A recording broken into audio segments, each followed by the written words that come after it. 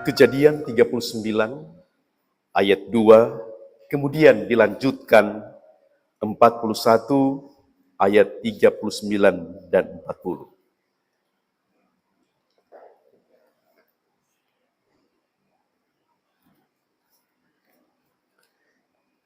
Kita membaca Kejadian 39 ayat 2 dan 41 ayat 39 dan 40.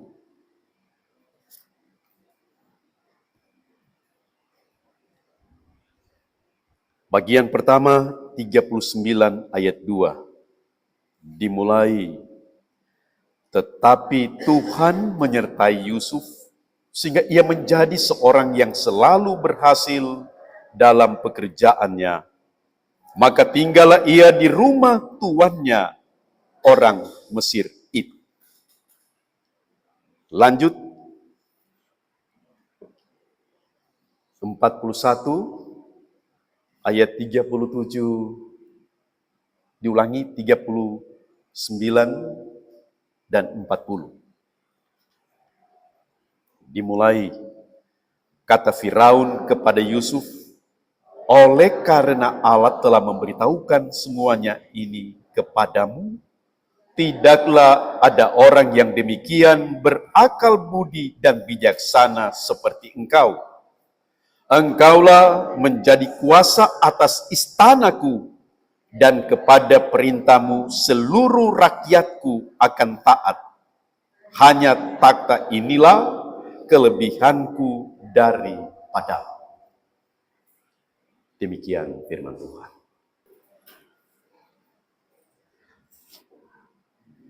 Apa dambaan kita untuk hari esok? Masih punya keinginan? Apa orang suka? Sehat, berkat, bahagia, panjang umur, jodoh. Bagi yang belum ada jodoh, mari kalau ada tunggu dulu. Toh? Yang kita orang mau adalah yang terbaik di hari esok. Jangan ada yang minta yang besar-besar toh? Selagi kita mau hidup, kita perlu menatap ke depan. Yang terbaik itulah yang perlu menjadi harapan. Bukankah Tuhan pun juga demikian untuk umatnya? Tuhan mau yang terbaik. Lihatlah bangsa Israel. Masa depan mereka bukan di tanah Mesir, tetapi di tanah Kanaan. Masa depan mereka adalah tampil sebagai pemimpin, tampil dalam kebanggaan, dan yang menjadi kunci saat Tuhan dorang dengar, Tuhan dorang panggil. Nah, kini persoalannya, bagaimana kita untuk mendapatkan itu? Berjuta-juta harapan, impian dalam hidup tak ada artinya tanpa sejengkal upaya untuk mendapatkannya. Perlu diingat, rancangan Tuhan luar biasa untuk umatnya. Yang terbaik, yang terkadang sulit diselami oleh manusia. Ada orang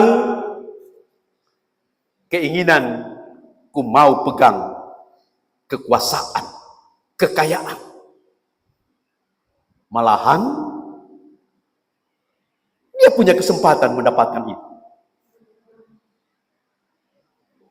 Tapi pada akhirnya justru dia kandas di tengah jalan. Ada orang di pandangnya tidak ada apa-apa.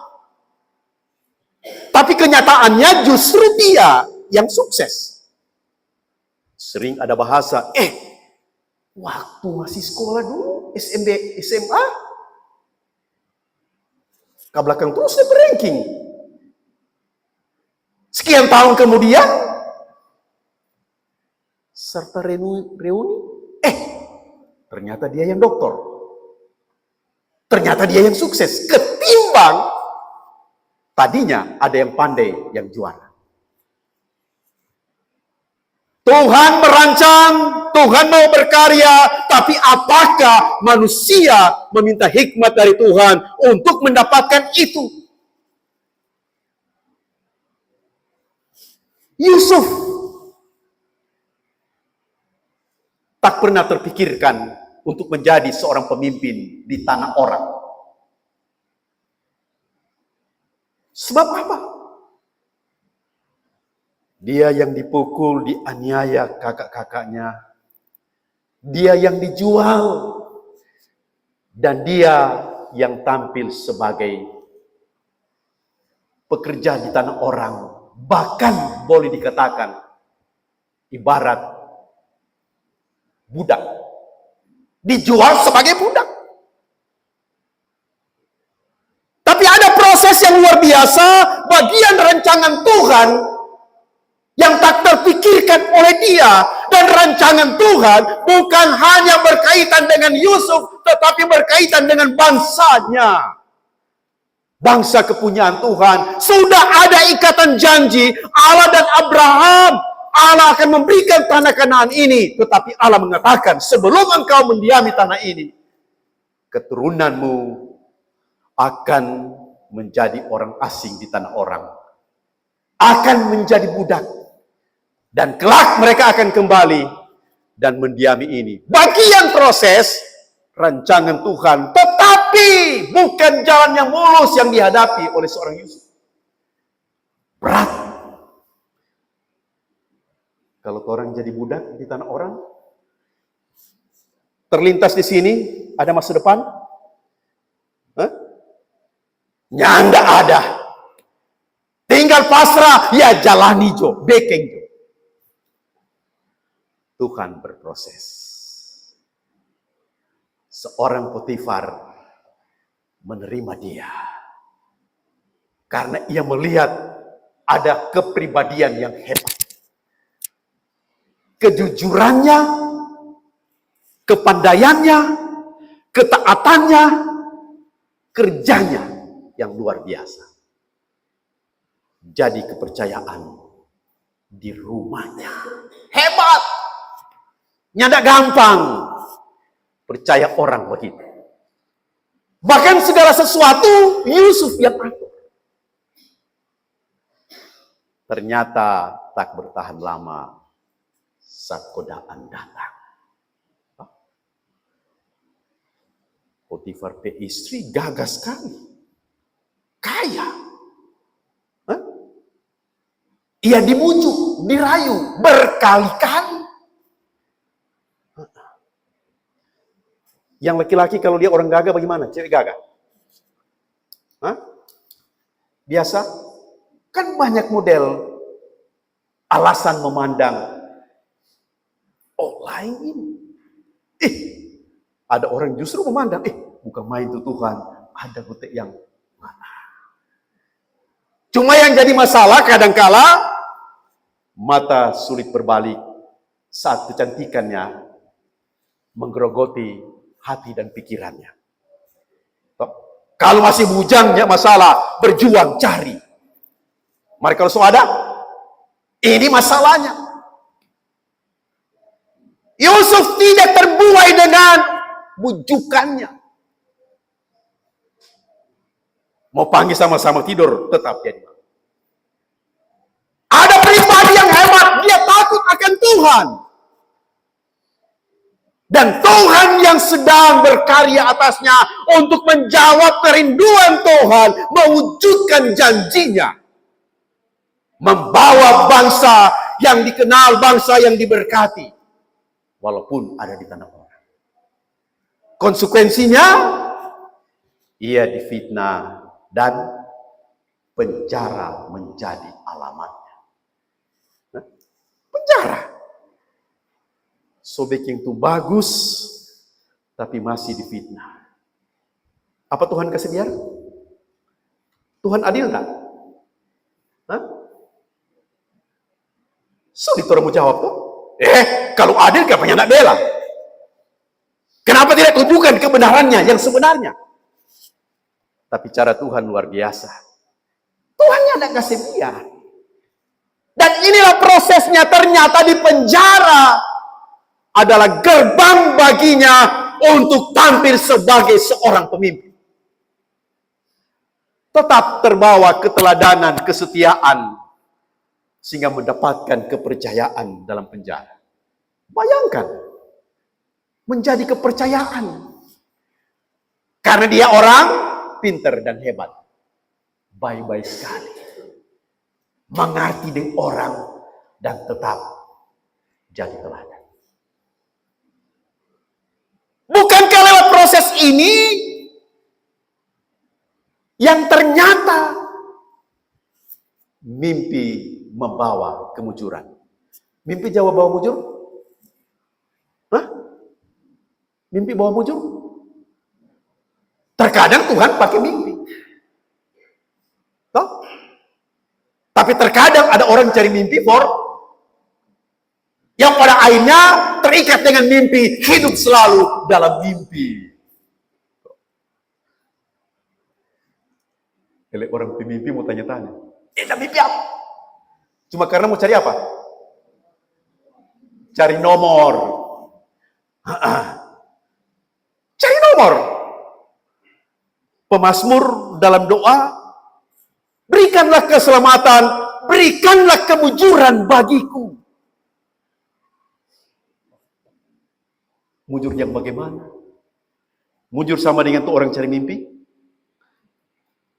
Bukan yang demikian. Tapi kemujuran langkah dalam tuntunan, hidup dalam lindungan, karya dalam berkat. Karena Tuhan yang berbuat, berproses, inilah langkah kemujuran, bukan kemujuran seperti bahasa tadi mimpi. Tapi di konteks itu, lewat mimpi juru minum dan juru roti ternyata memberikan pesan. Yang kenyataannya jawaban Yusuf dalam penafsiran mimpi itu benar. Juru minum akhirnya dikembalikan pada jabatannya. Sebaliknya juru roti, dia digantung. Benar jawabannya.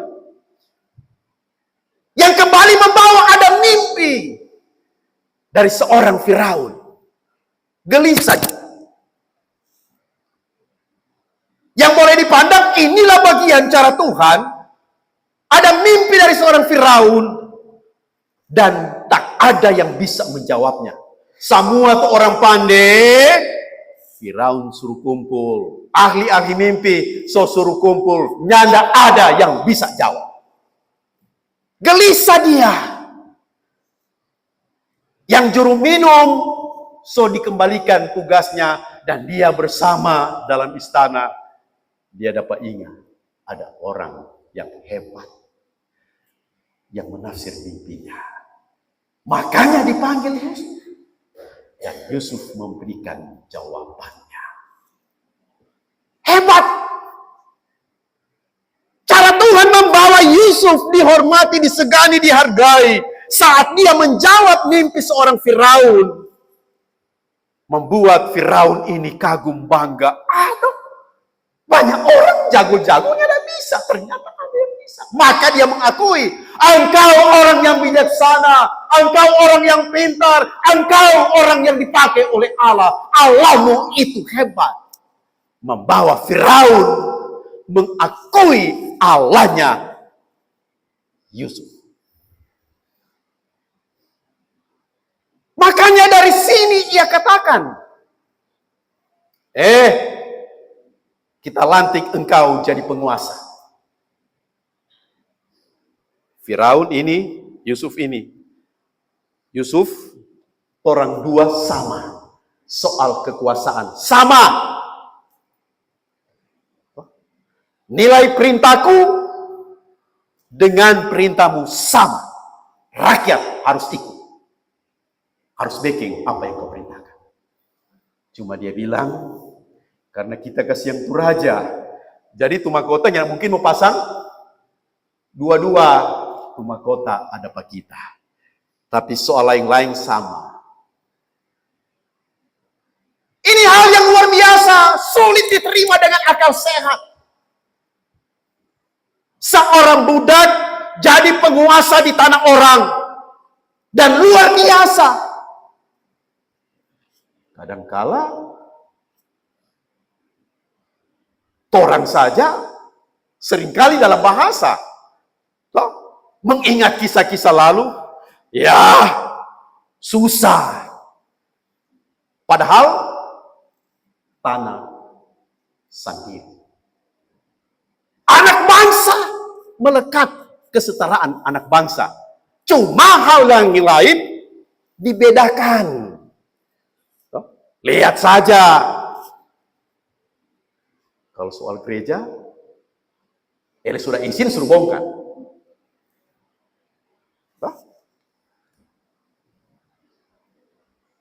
Berkoar-koar dengan bangsa lain yang bertikai, tetapi di dalam bukan membawa damai. Ini hanya segelintir orang yang melekat pada kepentingan pribadi. Tapi apa yang perlu orang lihat dengan Mesir? Di masa seorang Yusuf, Mesir diberkati. Ingat, Mesir diberkati. Di negeri mereka bayangkan kelaparan, tapi di Mesir berkelimpahan. Ada seorang Yusuf yang hebat. Sekaligus bagian proses Tuhan mau genapi apa yang Ia janjikan. Hebat Tuhan yang kita sembah. Nah, kini kita perlu menoleh dalam kehidupan kita. Bagaimana membawa kita meraih harapan-harapan itu. Tak hanya sebatas keinginan, tetapi perlu berjuang. Tapi bagaimanapun juga kita perlu melihat proses perjuangan itu. Sebab tidak sedikit orang berjuang tapi gagal. Tidak sedikit orang berbuat kendati baik, kendati benar dalam pandangannya. Tapi pada akhirnya dia sendiri juga dijebak atau terjebak. Makanya hal yang utama, hikmat yang dari Tuhan. Hikmat berkaitan dengan ini, cara kemampuan kita berpikir, mengenal, memahami, menganalisa. Yang juga terkait dengan hati kita, bagaimana kita mengambil satu keputusan, satu tindakan. Tak hanya ku tahu itu baik, itu salah. Tetapi ada tindakan. Itu bagus, itu kita backing. Itu salah, kita yang tidak backing. Perlu hikmat. Ada orang yang dia buat bagus, tapi salah. Ada anak memotong. Anak kecil lari-lari dari rumah. Jalan besar di muka. Anak kecil belum tahu apa-apa. Itu orang besar dia nusuk dari belakang. Aduh, ada auto. Pas di muka jalan, itu yang dah nusuk orang besar, su di belakang. Satu anak. Dia tak sangko, akhirnya dia jatuh, taruh juga muka. Itu anak tak sobat diang, tapi tak maju karena itu di belakang ada dusu, dia tak jatuh, dia tak ruju, itu anak yang sobat diang pinggir jalan, tak maju, auto lewat. Siapa yang salah? Ada maksud baik mau menyelamatkan, tapi caranya salah. Salah. Perlu pakai ini. Tidak sedikit orang terjebak Di balik kebaikan, mau buat yang terbaik, tetapi kenyataannya justru dia yang terjebak. Banyak orang pandai dalam penjara. Tak semua yang dalam penjara karena kesalahannya, tapi terkadang disalahkan. Ada yang ada di dalam karena dia dibodohi oleh kepandaiannya. DP pandai yang bikin dia bodoh. Aman kok ini, boleh kok ini. Atur begini karena dia pandai. Tapi terjebak dengan kepandaiannya. Iko pandai, nyanda iko ini. Tidak sedikit orang yang jatuh karena pakai perasaan. Toh? Aduh, rasa begitu kuano. Coba. Boso suruh tekeng jo. Toh? Padahal bisa menimbulkan masalah. Ke belakang, dia yang masuk, bos di mana? Bos di luar. Kan bisa demikian. Ini kehidupan dunia. Lewat berita ini menyapa kita untuk melihat sosok seorang Yusuf. Bagaimana hal mendasar. Ketaatan kepada Tuhan, percaya kepada Tuhan, taat kepada Dia. Bagaimana menunjukkan ketaatan itu? Tak hanya ini ucapanku, tapi ini pikiranku, ini karyaku. Bagaimana kesetiaan kita kepada Dia? Terkadang keadaan bisa merubah kesetiaan seseorang. Keadaan bisa merubah. Akhirnya ia berubah. Bahkan kesetiaan kepada Tuhan bisa berubah di saat orang jatuh dan dia berpikir, Tuhan tidak pakai pada dia, Tuhan tidak dengar pada dia. Tuhan kasih biar dia berjauh dari Tuhan. Tapi juga ada yang berbanding terbalik. Dia so sukses, dia so hebat, tapi dia lebih berjauh pada Tuhan. Karena segala sesuatu diperhitungkan dengan uang, dengan jabatan. Ele bersyukur maksudnya. Ele di gereja sunyada. Tadi ini bagus-bagus, suka batugor, dekat dengan orang, toh? Kalau sudah ada mahkota, ini punggung suta angka, so ada segala-galanya, terkadang bisa merubah. Tadi bagus, semulai jabat jauh. Sunyak jabat togor. Adakah seorang Yusuf nyana batogor? Bayangkan. Dia sudah jadi penguasa. Dia mencintai saudara-saudaranya. Biar DP saudara-saudara sejual. Bukan cuma jual. Dong bagi baik-baik. Dong isi dalam parigi. Kira-kira mau sakit hati enggak? Jangankan saudara bikin begitu. Bicaranya saudara lebih sakit hati. Apalagi kau main tampelin, main pukul, isi parigi. Kau jual lagi. Sampai mati tanya mulu Pak. Kendati kakak adik. Bagaimana dengan Yusuf? Saudara-saudaranya datang, dia senang sekali. Karena dorang mau cari makanan. Ada kelaparan di negeri mereka. Dorang mau cari makanan. Pergi di Mesir. Ini cara Tuhan. Yusuf PHK. Aduh. Dia pergi ke belakang. Ke belakang. Bikin apa dia? Dia menangis. Menangis karena cinta. Menangis karena sayang. Bukan karena kesedihan. Malah dia rindu dengan adiknya yang dorongnya tidak bawa. Makanya dia pakai trik. Toh? Suruh dia pulang. Maka dia suruh isi itu barang-barang ada pada orang. Pas pe pulang, suruh dusu ke pengawal. Ada ini. Tahan. Jadi orang tinggal jamin dulu. Dia bilang, dipanggil kemari. Benyamin, DP sayang, DP adik. Suruh panggil. Dan bawa baku polong menangis. Saudara-saudaranya yang takut karena berpikir Yusuf akan membenci dan menyiksa mereka. Tapi nyata Yusuf sambut dengan senyuman, bahkan tadi tangisan kesedihan karena kecintaan. Bagaimana dengan orang? Kadangkala ada bikin salah, susah melupa di salah. Kadangkala jadi akar pahit motor. Malah kadangkala suami istri jaba jadi. Ada di sini jaba jadi? Hal biasa. Cuma bisa jadi luar biasa kalau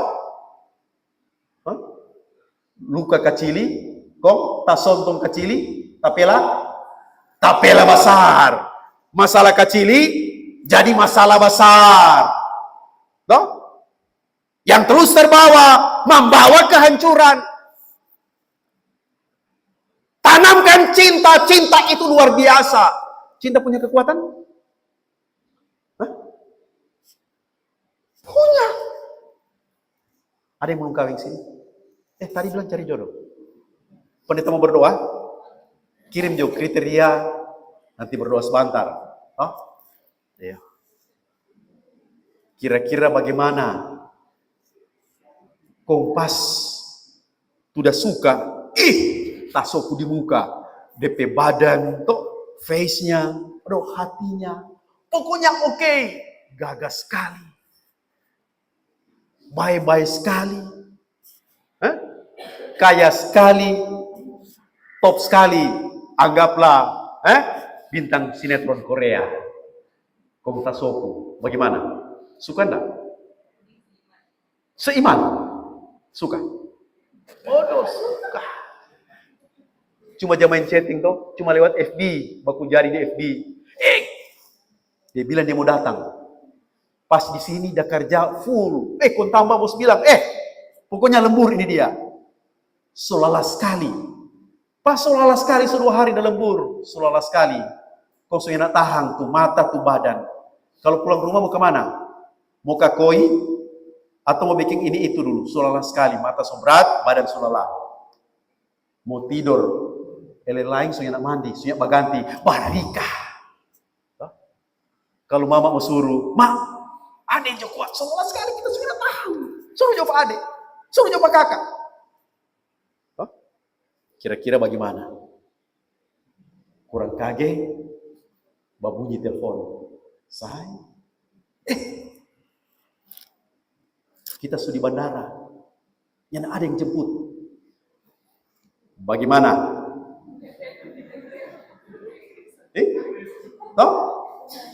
Kira-kira bagaimana? Orang kangen, rindu sekali. Mau suruh Grab? Ada auto di rumah.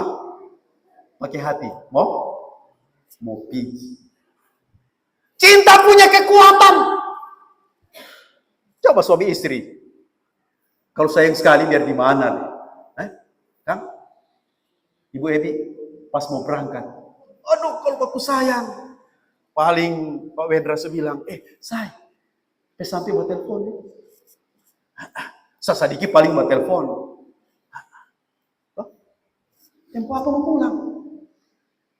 Baru keluar pintu, tanya tempo apa mau pulang. Karena ada cinta, ada sayang. Marling kali ada tuh. 2 minggu di Jakarta. Nyarak muncul telepon. Saat sampai pulang, di rumah, ada gue datang tempo apa dong? Memangnya beres. Karena soal cinta. Cinta punya kekuatan. Saat kita mencintai Tuhan luar biasa, kita punya kekuatan yang luar biasa. Apapun tetap aku setia kepada Tuhan. Cinta punya kekuatan.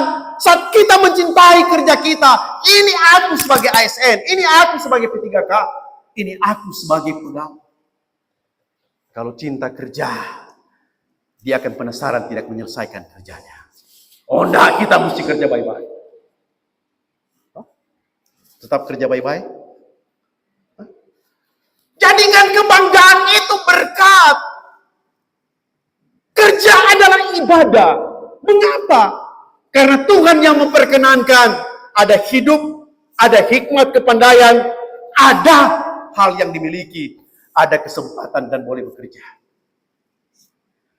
Jadi perlu dipertanggungjawabkan kepada Tuhan. Kalau Tuhan suami itu hidup, kalau keahlian kita orang Tuhan tutup, iya. Kira-kira bagaimana? Seorang yang ahli dalam dunia paduan suara, kalau dia jadi juri, Tuhan tutup telinga, boleh berjuri? Hah? Cuma sepanggal mau tutup jo ini. Toh? Karena nggak jadi berkat, tutup.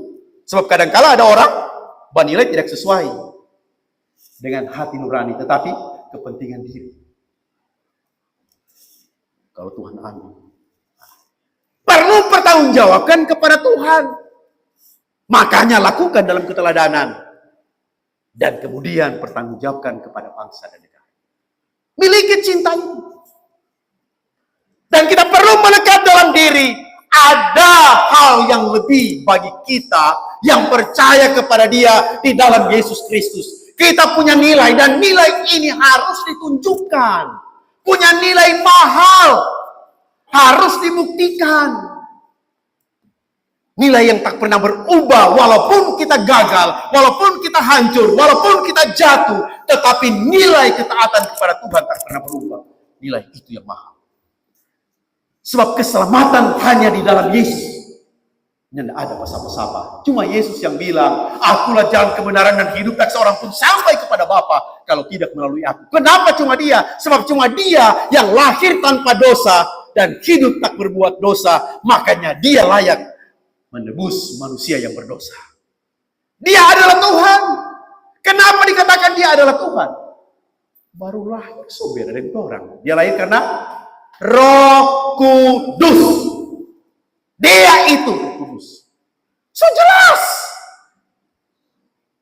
Bukan kita manusia yang jadikan manusia itu sebagai Tuhan. Tapi Dia adalah Tuhan yang menjadi manusia. Roh Kudus yang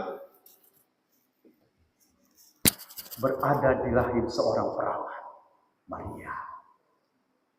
Jadi nilai ini terjaga apapun. Ibarat doi. Pas proyek besar, kau baru terima. Lo tambah baru terima segala-galanya. Ini banyak doi. Kau satu ika, cuma satu ika jo. Dia jatuh mau punggu. Hah? Semuanya doi, pokoknya ada terima besar banyak doi. Mau punggu, satu ika jatuh. Hah? Mau punggu. Kalau jatuh di PC, mau punggu. Tetap punggu Kalau jatuh di air bot kecil, kalau dia anyor pelan kalau bot kecil itu, mau dusu. Dusu.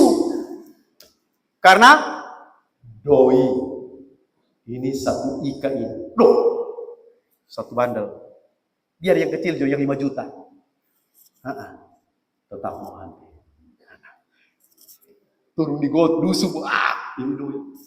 No kalau PAB kau ditaruh taruh 2. Tetap mau ambil. Sambung enggak? Sambung. Nah kini. Ini doi robe, so sambung. Utuh. Tetap lengkap, nomor segalanya lengkap. Nominalnya ada. Ini doi baru. Baru keluar dari bank. Pas memang baru cetak. Samanya enggak? Sama nilainya enggak? Sama nilainya. Kita harus punya nilai yang luar biasa. Walaupun jatuh, walaupun hancur, walaupun gagal, jangan pernah beralih dari Yesus. Karena nilai ini yang membawa kita pada keselamatan itu. Di luar Yesus tak ada keselamatan. Mau bodoh? Bodoh sendiri. Mau jauh? Bodoh sendiri. Bilang kita suka masuk surga. Itu jalan satu-satunya dicari jalan lain. Seperti uang. Jangan seperti cookies. kue tar, udah mau ulang tahun PU, udah besar dah bikin. Hah? Pas mau acara, di bawah sebanyak orang, kun dia ciri, mau ambil. Hah? Mau ambil? Ya, soalnya mau pakai. Tahu? Mari tetap mau ambil itu kukis. Kalau pendeta ambil, kukis no. Udah, dia memang enak, udah sedap sekali. Tahu? Ambil kong, potong tuh di bawah, tuh di atas tuh makan. Tuh di bawah jangan. Ambil tuh di atas kong makan tuh di atas. No, pas DP ambil, so potong ija gua iris, potong ija gagal masih tetap rapi. Masih boleh pakai. Dia taruh di kursi dulu rabu-rabu karena mau atur ke meja. Pas taruh di kursi, di sini ada badan gagah. Oke lah. Kompas, sampai cepat-cepat pun duduk akang. Dapat duduk. Tuh kukis, mau ambil, mau makan. So jangan. Karena sudah kue yang hebat. Baru mau harga mantap, mau rasa luar biasa. Lambang kejayaan, lambang kehormatan. Tapi saat dia hancur seperti itu, tak ada nilai apa-apa. Dalam arti, walaupun kita punya kejayaan hebat dengan mahkota, dengan kepangkatan, dengan kekayaan, dengan kehormatan, tetapi jika tak punya nilai hidup di depan Tuhan Yesus, bahasa iman kita, apalah artinya? Apa artinya? Dunia ini milikku, segala-galanya milikku. Apa kita mau kita dapat? Tapi harus kehilangan nyawa. Apa artinya? Jauh lebih berharga. Lewat ketaatan, kesetiaan kepada Tuhan, hidup takut akan Tuhan, kendati dalam bahasa orang biasa-biasa ada nilai luar biasa. Karena itu, mari orang taat dan setia kepada Tuhan. Hidup dalam Tuhan, terus berjuang, jangan pernah berhenti berjuang. Kita berjuang untuk keluarga kita, kita berjuang untuk sahabat kita berjuang untuk bangsa kita berjuang wujudkan harapan sampai tuangi. Timong. Manusia hidup untuk menghidupkan manusia. Kalau ada di atas, angka akan itu di bawah.